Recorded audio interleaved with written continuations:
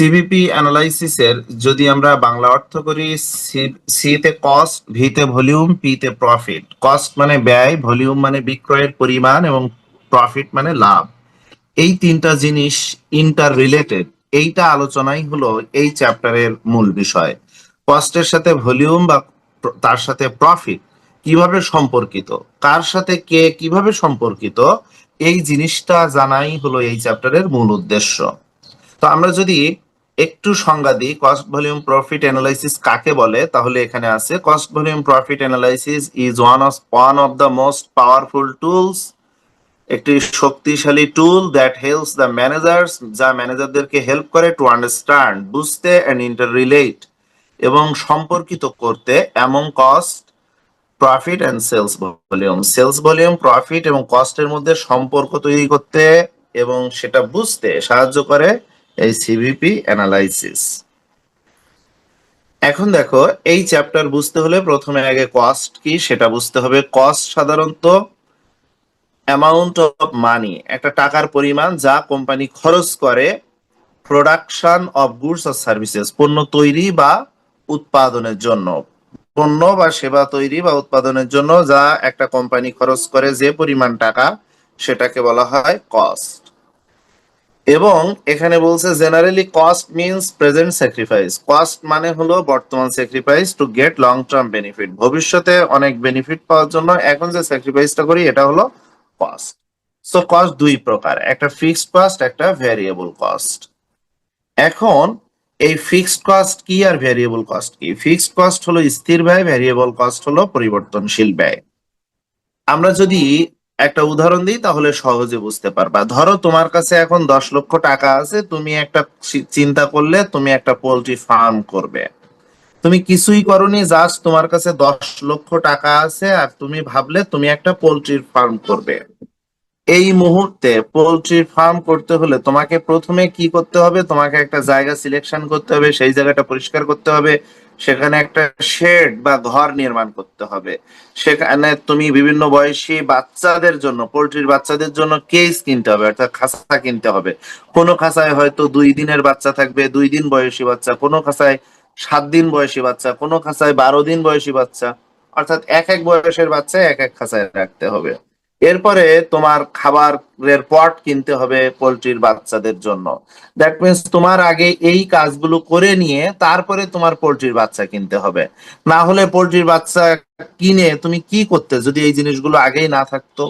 এজন্য আমরা যদি কোনো ফ্যাক্টরি বা কোনো প্রতিষ্ঠান করতে চাই তাহলে আমরা আগে এই জিনিসগুলো করি। দেখো, এই জিনিসগুলো করতে গিয়ে যদি তোমার 10 লাখ টাকা সব খরচ হয়ে যায় আর তোমার 1 টাকাও না থাকে, অর্থাৎ পোল্ট্রির বাচ্চা কেনার টাকা না থাকে, তাহলে এখান থেকে 2 মাস পরে তোমার কোনো উৎপাদন হবে না। তার মানে এই যে খরচগুলো, শেড, কেস, ফুডপট, এই খরচগুলো করেছো, এখানে আসলে উৎপাদনের সাথে সরাসরি সম্পর্কিত না এই খরচগুলো। এই জন্য এই খরচগুলোকে বলা হয় ফিক্সড কস্ট। অর্থাৎ যে খরচ উৎপাদনের সাথে সরাসরি সম্পর্কিত না, সেই খরচগুলোকে বলা হয় ফিক্সড কস্ট। এরপরে তুমি কি খরচ করবা? ফিক্সড কস্ট করার পরে দেখো তুমি খরচ করবা, তুমি বেবি চিকেন কিনবা, অর্থাৎ তুমি পোল্ট্রির বাচ্চা কিনবা। এই বাচ্চাগুলো দেখবা অটো বড় হয়ে যাবে, তুমি অল্প স্বল্প খাবার দিলে এরা ঠিকই বড় হয়ে যাবে। এরা বড় হলে তোমার উৎপাদন বাড়লো। এক একটা তুমি যদি ধরো যদি 50 গ্রাম ওয়েটের বাচ্চা কেনো বা 100 গ্রাম ওয়েটের বাচ্চা কেনো, 1 মাস পরে সেটা 300 গ্রাম হয়ে যাবে। তার মানে তোমার 200 গ্রাম উৎপাদন বাড়লো। That means baby, that means তুমি যদি এই পোল্ট্রির বাচ্চা কেন, তাহলে তোমার হলো উৎপাদনের সাথে সম্পর্কিত এই খরচটা সরাসরি উৎপাদনের সাথে সম্পর্কিত। আচ্ছা, এরপরে এই বেবি চিকেনদের যদি তুমি খাওয়ানোর জন্য পোল্ট্রি ফিড কেন, অর্থাৎ খাবার দিলে তারা খেয়ে দ্রুত বড় হবে, তাহলে এই ফিড দেখো ওদের উৎপাদনের সাথে জড়িত। তুমি যদি পোল্ট্রি ফিড না খাওয়ায় নর্মাল খাবার খাওয়াও, তো 1 মাসে যদি 100 গ্রাম বাড়ে, পোল্ট্রি ফিড খাওয়ালে 1 মাসে 200 গ্রাম বাড়বে। অর্থাৎ উৎপাদনের সাথে এই খাবার ভীষণভাবে জড়িত। তাহলে এটাও পোল্ট্রি ফিড উৎপাদনের সাথে জড়িত। এরপরে তুমি যদি মেডিসিন দাও, এটা উৎপাদনের সাথে জড়িত, কারণ তুমি মেডিসিন দিলে মৃত্যুর হার কমে যাবে। যদি মারা যায় কম, তাহলে উৎপাদন বাড়বে। সো এই মেডিসিনটাও উৎপাদনের সাথে জড়িত। যে খরচগুলো সরাসরি উৎপাদনের সাথে জড়িত সেই খরচগুলোকে বলা হয় ভ্যারিয়েবল কস্ট। আমার বিশ্বাস তোমরা ফিক্সড কস্ট এবং ভ্যারিয়েবল কস্ট বুঝেছো। এটা হলো ফিক্সড কস্ট এবং ভ্যারিয়েবল কস্টের একটা চিত্র। সেটা কিরকম দেখো, এইটা ওয়াই অক্ষ, এটা এক্স অক্ষ। ফিক্সড কস্ট অ্যাকচুয়ালি এইরকম ফিক্স, অর্থাৎ এখানে যতটুকু, এখানে ততটুকু, এখানে ততটুকু, এখানে ততটুকু, অর্থাৎ ফিক্সড কস্ট সব সময় ফিক্স। আর ভ্যারিয়েবল কস্টের চিত্র এটা, এই এক্স অক্ষ y অক্ষ। এবার দেখো ভ্যারিয়েবল কস্ট আস্তে আস্তে আস্তে আস্তে বাড়তেছে, এটা পর পর বাড়তে থাকে। কারণ আজকে যদি তুমি পোলট্রির বাচ্চা কেন 1,000 টাকা, আর কালকে কিনবা আর 1,000 টাকা, আর পরদিন কিনবা 500 টাকা, দেখবা প্রত্যেক দিন এই খরচের পরিমাণ বাড়তে আছে। তাহলে এইটা আমরা দেখলাম যে ফিক্সড কস্ট এবং ভ্যারিয়েবল কস্টের চিত্রটাই এরকম। ফিক্সড কস্টের মধ্যে কি কি আছে, এই জিনিসগুলো ফিক্সড কস্টের মধ্যে আছে। রেন্ট, তুমি ভাড়া দিচ্ছ, এটা ফিক্সড কস্ট। তুমি ইন্স্যুরেন্স করেছো, এটা ফিক্সড কস্ট। তুমি ইকুইপমেন্ট কিনেছো, এটা ফিক্সড কস্ট। তুমি অ্যাডমিন পে করেছো, এটাও ফিক্সড কস্ট। অ্যাডমিন পে মানে ম্যানেজারের বেতন বা যারা অ্যাডমিনে জব করে তাদের বেতন, এরকম। আর ভ্যারিয়েবল কস্টের মধ্যে কি কি আছে, যেমন র মেটেরিয়ালস, তুমি র মেটেরিয়ালস কিনবা, এটা ভ্যারিয়েবল কস্ট। লাইক তুমি পোল্ট্রির বাচ্চা কিনতেছো, এটা ভ্যারিয়েবল কস্ট। তুমি আওয়ারলি ওয়েজ দিচ্ছ, যদি কোনো মজুরি দাও, অর্থাৎ একদিনের জন্য কাজ করাইছো, সেই মজুরিটা দিচ্ছ একজন ওয়ার্কারের, তাহলে এটা হলো variable cost. But admin pay, তোমার ম্যানেজারের বেতন দিচ্ছ বা তোমার অ্যাসিস্ট্যান্ট ম্যানেজারের বেতন দিচ্ছ, এটা কিন্তু ফিক্সড কস্ট। আচ্ছা, শিপিং, তোমার পণ্য নিয়ে তুমি ওই সৌদি আরবে বিক্রি করতেছো, এই যে শিপিং কস্ট, এটা তোমার ভ্যারিয়েবল কস্ট। কমিশন, তুমি যদি বিক্রি করার সময় কোনো কমিশন প্রদান করো, তাহলে সেটা তোমার ভ্যারিয়েবল কস্ট। সো এই যা সরাসরি উৎপাদনের সাথে জড়িত তাকে বলা হয় ভ্যারিয়েবল কস্ট। আই হোপ তোমরা বুঝেছো। এখন দেখো, আমি তোমাদের গত ক্লাসে এগুলো আলোচনা করেছিলাম, এখন জাস্ট একটু টাচ করে যাচ্ছি, একটু দ্রুত চলে যাচ্ছি। তো তোমাদের একটা প্রশ্ন করেছিলাম, ফিক্সড কস্ট যদি 5 লাখ টাকা হয়, ভ্যারিয়েবল কস্ট যদি 5 লাখ টাকা হয়, তাহলে তোমার সেলস কত হবে? সেলস কি 8 লাখ টাকা হবে? এটা কি একটা প্রতিষ্ঠানের জন্য ভালো? অর্থাৎ যা খরচ হচ্ছে, ফিক্সড কস্ট আর ভ্যারিয়েবল কস্ট, এই দুইটা কস্টের যোগফল হলো টোটাল কস্ট। অর্থাৎ তোমার একটা প্রতিষ্ঠান করতে টোটাল কস্ট হয়েছে 8 লাখ। এখন যদি তুমি সব বিক্রি করে দাও, তাহলে কি 8 লাখে বিক্রি করবা? কখনোই না। তুমি অবশ্যই কিছু লাভ করে বিক্রি করবা, কারণ প্রফিট ছাড়া কোনো প্রতিষ্ঠান কেউ করে না। ফিক্সড কস্ট এবং ভেরিয়েবল কস্টের সাথে প্রফিট যোগ করে তারপর হবে সেলস 9 লাখ টাকা, অর্থাৎ প্রফিট করেছি 1 লাখ টাকা।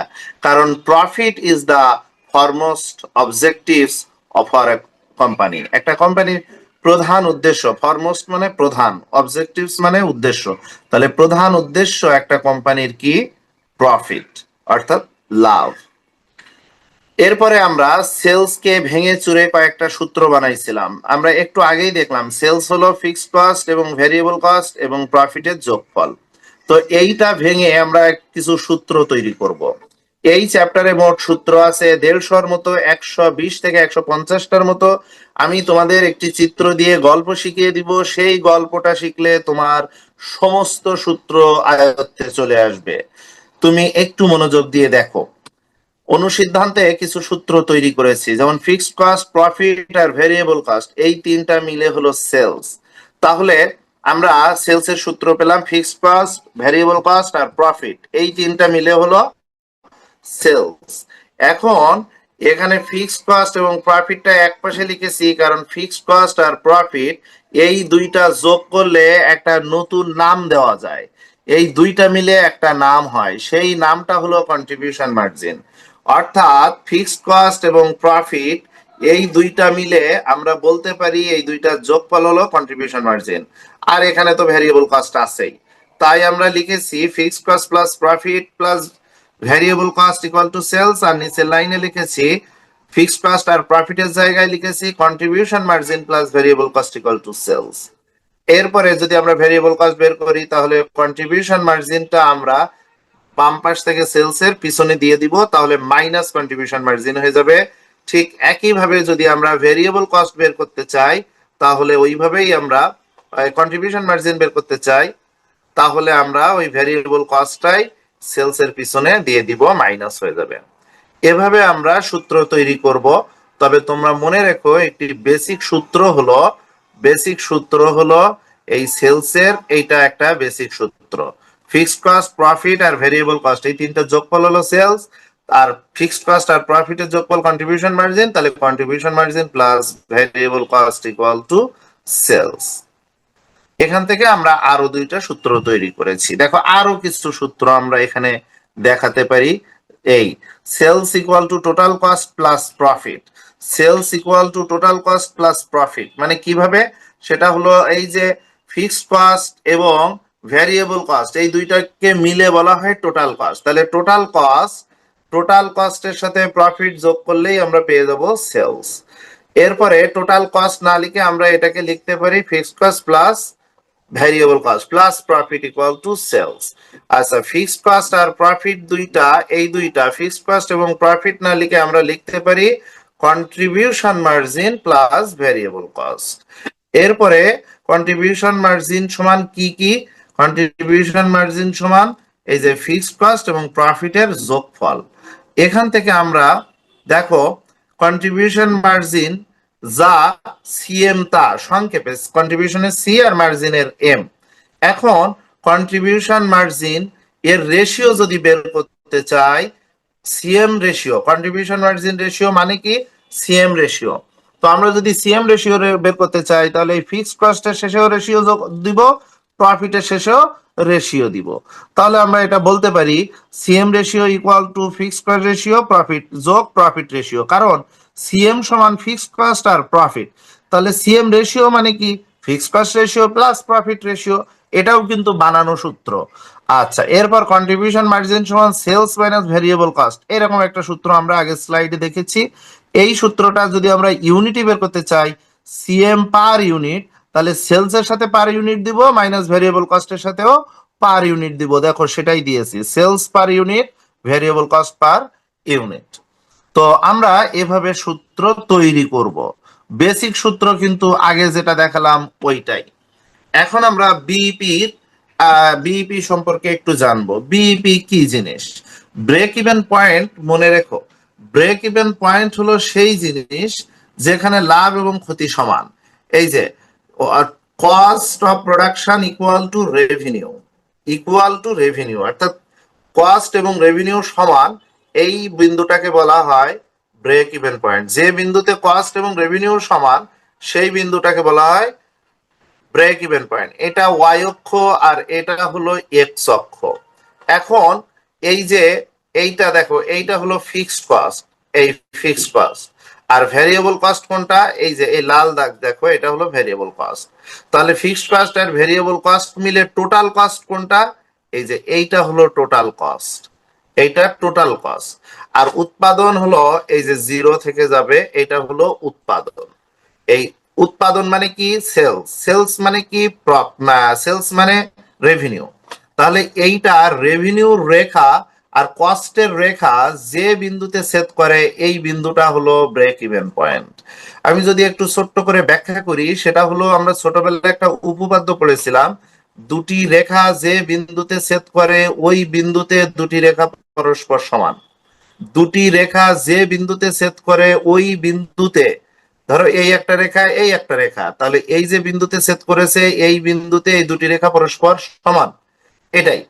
এখন তাহলে যদি টোটাল কস্ট এই রেখা আর টোটাল রেভিনিউ এই রেখা যে বিন্দুতে ছেদ করবে, এই বিন্দুটাই হলো ব্রেক ইভেন পয়েন্ট, কারণ ওই বিন্দুতে লাভ লস সমান। আর আমরা একটু আগে জেনেছি যে বিন্দুতে প্রফিট এবং লস বা সেলস এবং লস বা রেভিনিউ এবং লস সমান, সেই বিন্দুকে বলা হয় ব্রেক ইভেন পয়েন্ট। এই এখন ব্রেক ইভেন পয়েন্টের আগে কি থাকে আর পরে কি থাকে এটা আমাদের একটু বুঝতে হবে। ব্রেক ইভেন পয়েন্ট মানে হলো যে বিন্দুতে লাভ লস সমান। তার মানে কি, আমি ধরো তুমি 10 লাখ টাকা বিনিয়োগ করেছো, বিনিয়োগ করে তোমার এখনো 10 লাখ টাকা উঠিনি, 9 লাখ টাকা উঠেছে, তাহলে তোমার টাকা বিনিয়োগে প্রথমে উঠছিল 10 লাখে 9 লাখ, আর 50,000-এ আর 1.5 লাখ উঠেছে, তাহলে তোমার 10.5 লাখ টাকা উঠে গেছে। তাহলে 10.5 লাখ টাকা যে বিন্দুতে হয়েছে ওই বিন্দুটা হলো ব্রেক ইভেন পয়েন্ট। অর্থাৎ তোমার খরচ হয়েছে যা সম পরিমাণ টাকা উঠে আসছে যে বিন্দুতে, ওইটা হলো ব্রেক ইভেন পয়েন্ট। তাহলে আমাদের এইখানে ব্রেক ইভেন পয়েন্ট কোনটা? এই বিন্দুটা, এই বিন্দুটা, এই বিন্দুতে আমাদের লাভ লস সমান। আর ব্রেক ইভেন পয়েন্টের আগে আসলে আমাদের লস থাকে, আমাদের লস থাকে। কারণ আমাদের যখন আমি তোমার বললাম যে তুমি 9 লাখ 10 লাখ টাকা বিনিয়োগ করেছো, তোমার উঠেছে 9 লাখ টাকা, তার মানে কি লসে ছিলে তখন। অর্থাৎ ব্রেক ইভেন পয়েন্ট হওয়ার আগ পর্যন্ত তোমার লসে থাকতেই হবে। এই জন্য দেখো এই যে জায়গাটা, এটা একটা কালার করা, এবং এখানে দেখো লেখা নিট লস, এইটা অর্থাৎ লসে থাকবে। এই জায়গায় কেন লসে থাকবে? কারণ দেখো এই জায়গায় ফিক্সড কস্ট এই পর্যন্ত, এই পর্যন্ত ফিক্সড কস্ট, অর্থাৎ তোমার এই জায়গায় ফিক্সড কস্ট হয়ে যায় অনেক বেশি। এই ফিক্সড কস্ট হওয়ার কারণে এখানে আসলে আমরা প্রফিটের মুখ দেখতে পারি না। আর এরপরে এই জায়গায় এই যে এই ভেরিয়েবল কস্ট শুরু হয়েছে, ভেরিয়েবল কস্ট হওয়ার পরে এই পর্যন্ত হওয়ার পরে আমার যত টাকা এখানে খরচ হয়েছিল সব টাকা উঠে আসছে। এই জন্য এই বিন্দুটাকে বলা হচ্ছে ব্রেক ইভেন পয়েন্ট। তো ব্রেক ইভেন পয়েন্টের পরে খরচ কম হয়, লাভ বেশি হয়, কারণ আর তো আমার ফিক্সড কস্ট হয় না, ভেরিয়েবল কস্ট অল্প কিছু করলেই লাভ বেশি হতে থাকে। তার মানে আমার এই জায়গাটা হলো নিট প্রফিটের জায়গা। আশা করি তোমরা বুঝেছো। ব্রেক ইভেন পয়েন্টের আগে কি থাকে? ফিক্সড কস্ট বেশি থাকে, এই জন্য এই জায়গাটা আমাদের লস হয়। আর ব্রেক ইভেন পয়েন্টের পরে আসলে আমাদের লাভ হয়। কেন?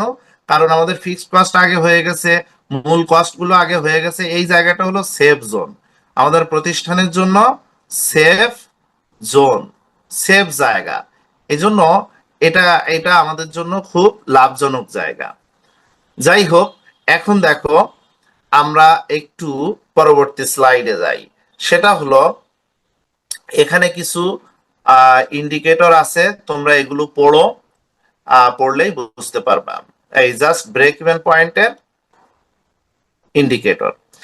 এখন আমি তোমাদের সেই চিত্রটা শেখাবো, যে চিত্রটা শিখলে তোমরা এই চ্যাপ্টারের সমস্ত অঙ্ক খুব সহজে করতে পারবে, সমস্ত সূত্রগুলো খুব সহজে মনে রাখতে পারবে, তোমার কোনো কষ্ট হবে না সূত্রগুলো মনে রাখার জন্য। এই চিত্রটা, এই গল্পটা হলো একটা পাইপের গল্প। আমি দুটি অক্ষ ধরেছি, এক্স অক্ষ ওয়াই অক্ষ, এবং দেখো এখানে একটা পাইপ নিয়ে এসেছি। এই পাইপের নাম কি? এই পাইপের নাম হলো পিভিসি পাইপ। দেখো পিভিসি পাইপ, পিভিসি পাইপ খুব নাম করা বাংলাদেশের ক্ষেত্রে। এই গল্পটা বাইরে কারোর বলার দরকার নেই, কারণ সবাই হাসবে গল্পটা শুনলে। এটা এমনি জাস্ট আমার তৈরি করা গল্প, কিন্তু এই গল্পটা তুমি মনে রাখতে পারলে, একটু কৌশলে মনে রাখতে পারলে, এই গল্পটা তোমাকে অনেক হেল্প করবে। তো আমরা এই পিভিসি পাইপ, দেখো এই মাথা থেকে একদম এই মাথা পর্যন্ত পিভিসি পাইপ, এইটাকে আমরা 100% ধরবো। এটাকে আমরা 100% ধরে এর মধ্যে ভাগ করে বিভিন্ন সূত্র তৈরি করব। তো এই দেখো এটা লিখে দিয়েছি, টোটাল পাইপ ইকুয়াল টু 100%, বা এটাকে আমরা সেলস ধরবো। এটাকে আমরা সেলস ধরবো, কারণ আমাদের টোটাল জিনিস হলো সেলস। এই সেলস এর মধ্যে বিভিন্ন কস্ট আছে, প্রফিট আছে, বিভিন্ন জিনিস আছে। তাহলে সেলসটা আমরা সব সময় 100% ধরবো। এখন দেখো আমরা এই পাইপটাকে ধরেছি 100%, বা পুরো সেলসের সমান। এখন এই পাইপটা নিয়ে গল্প শুরু করি।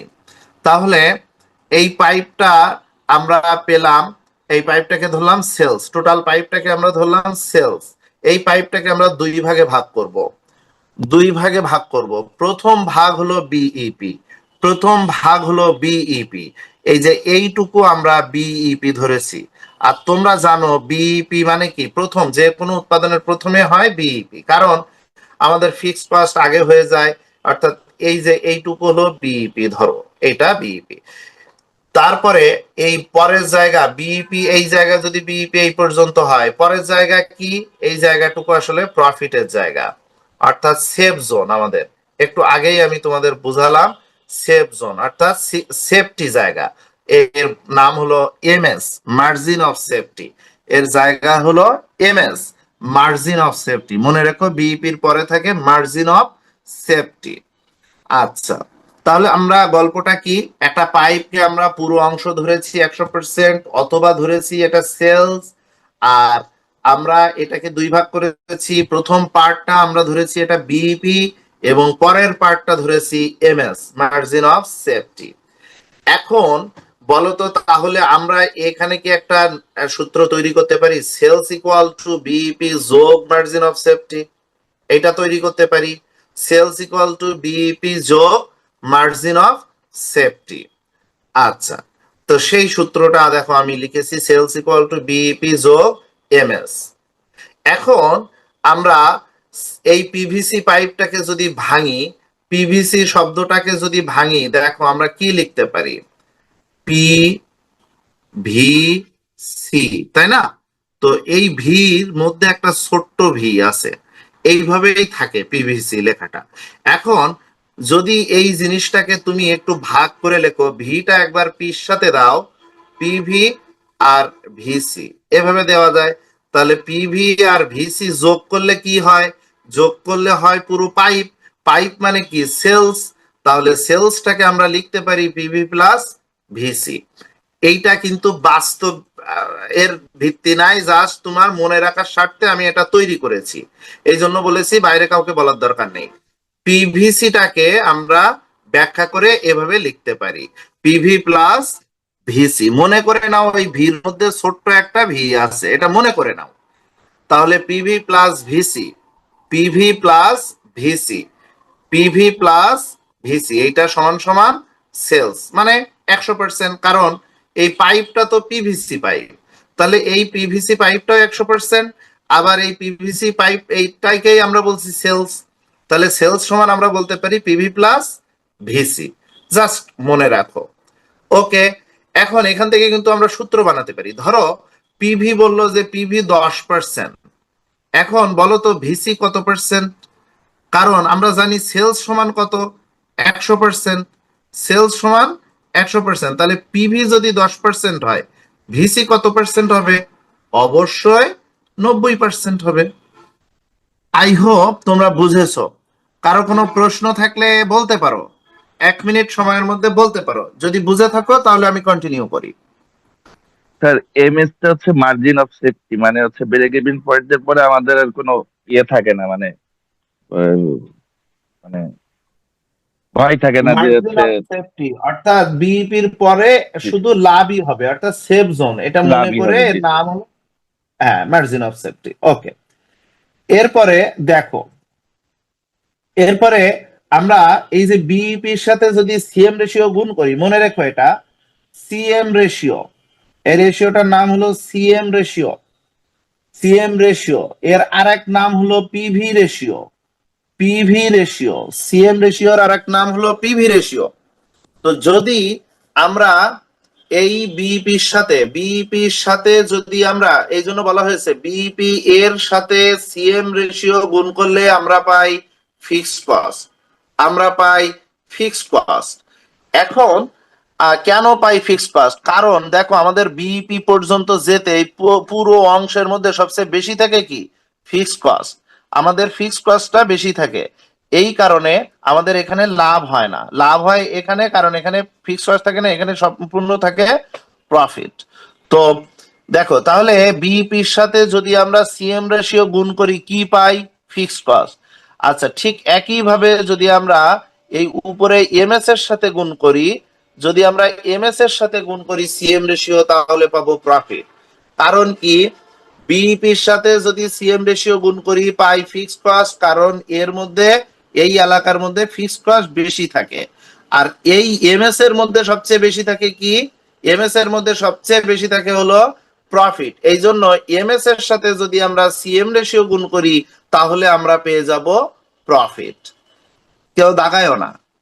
আচ্ছা, তাহলে এই দুইটা সূত্র খুবই ইম্পর্টেন্ট, মনে রেখো। বিইপির সাথে সিএম রেশিও গুণ করলে আমরা পাই ফিক্সড কস্ট, আর এমএস এর সাথে সিএম রেশিও গুণ করলে আমরা পাই প্রফিট।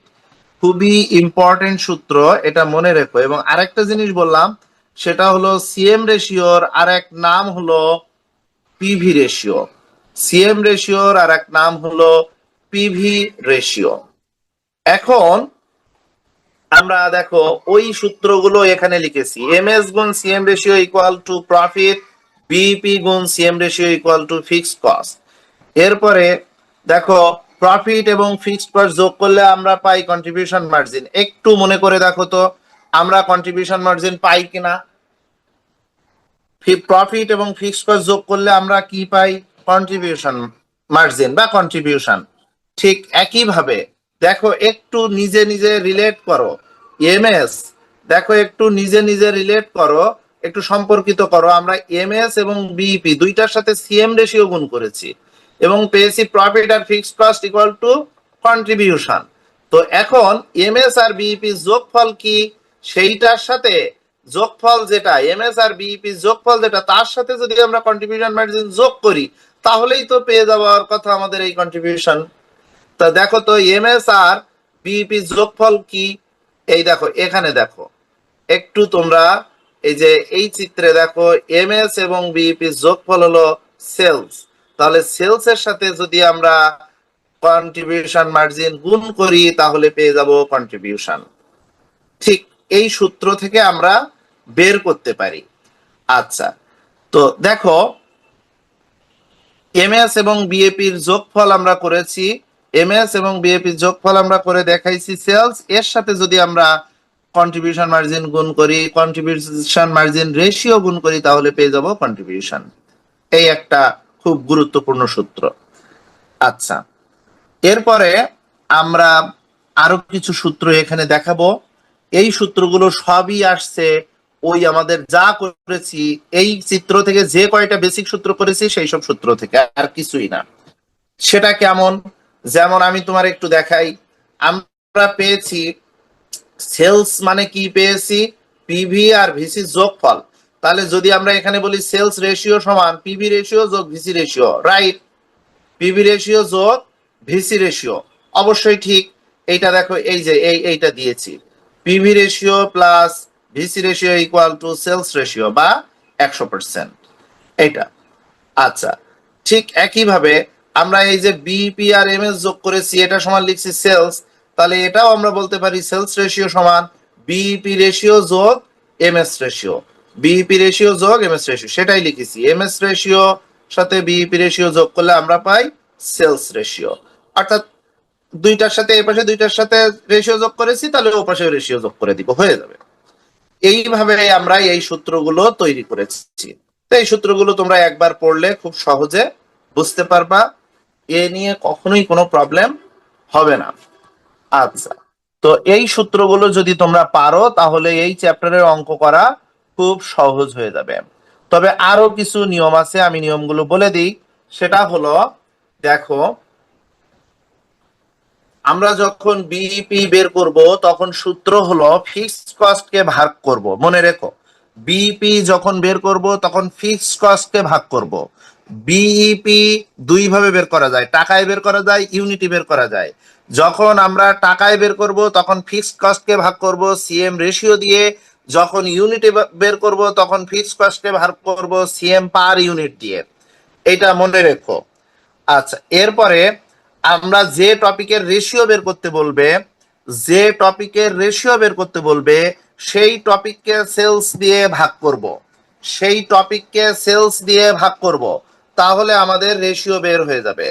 ধরো আমরা বের করব তামান্না রেশিও, তামান্নার নাম বলেই বলছি, ধরো তামান্না রেশিও বের করব, তাহলে আমরা তামান্নাকে ভাগ করব সেলস দিয়ে, তামান্নাকে ভাগ করব সেলস দিয়ে, আর যেহেতু রেশিও তার মানে 100 দিয়ে গুণ হবে শেষে। তাই দেখো এখানে বলেছে, এখানে কি বলেছে? যে টপিকের রেশিও বের করব সেই টপিক, যে টপিকের রেশিও বের করব সেই টপিককে সেলস দিয়ে ভাগ করে 100 দিয়ে গুণ করব, গুণ করলেই আমরা পেয়ে যাব ওই টপিকের রেশিও। খুব ইম্পর্টেন্ট রুল। ধরো তুমি তুমি বের করবা ভিসি, ভিসি রেশিও, তাহলে কি করবা? ভিসি রেশিও সমান ভিসি কে ভাগ করবা সেলস দিয়ে, যার রেশিও বের করবা তাকেই ভাগ করবা কি দিয়ে? সেলস দিয়ে, আর গুণ করবা 100 দিয়ে, তাহলেই পেয়ে যাবা ওই টপিকের রেশিও। আশা করি তোমরা মনে রাখতে পারবা জিনিসটা। দেখো সিএম রেশিও মানে কি? সিএম ভাগ সেল, সিএম মানে কি? Contribution margin. এটাকে অনেকে মার্জিন না দিয়ে শুধু কন্ট্রিবিউশনে লেখে, কোনো সমস্যা না। তাহলে সিএম ভাগ সেলস গুণ 100, এমএস রেশিও মানে কি এমএস ভাগ সেলস গুণ 100, ভিসি রেশিও মানে কি ভিসি ভাগ সেলস গুণ 100। এইটুক সূত্র যদি তুমি মনে রাখতে পারো তাহলে এই চ্যাপ্টার নিয়ে তোমার কখনোই কোনো প্রবলেম হবে না, তুমি সকল অঙ্কই করতে পারবা।